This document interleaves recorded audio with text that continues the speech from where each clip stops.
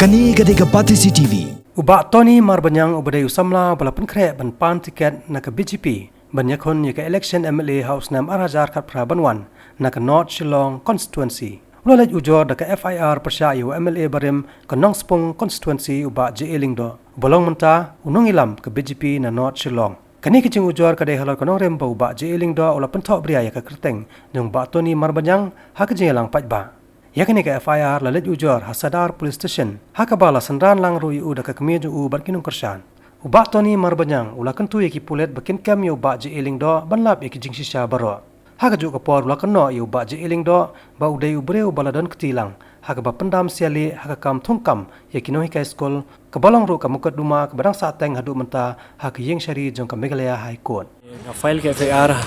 halor ba ubak JA Lingdo long accuse nga ba defame nga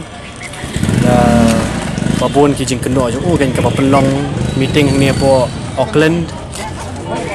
Community Hall Viewer Road ka bang ni po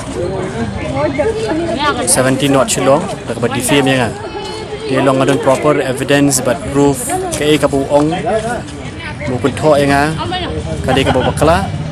di long lasai long kini kisi banwan dengan khot ka press conference dengan penik evidence along with the video and audio recording ba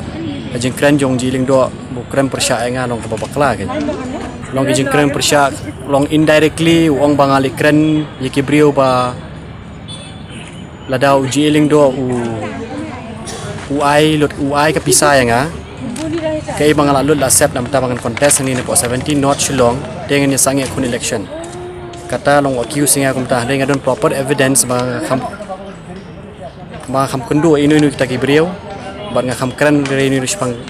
kata di long jiling do obli kun tho nga kum ta nga nang di tanguyut haba kadu MLA rompat long mentau nu kun tho ta te ngi kum ki ba ina chanu man chania kum nang jat brio kan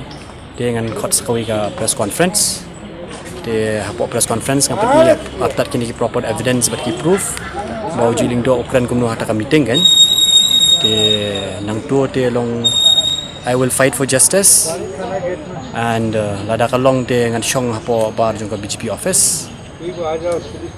de nang tu ngan syong habar hapo constituency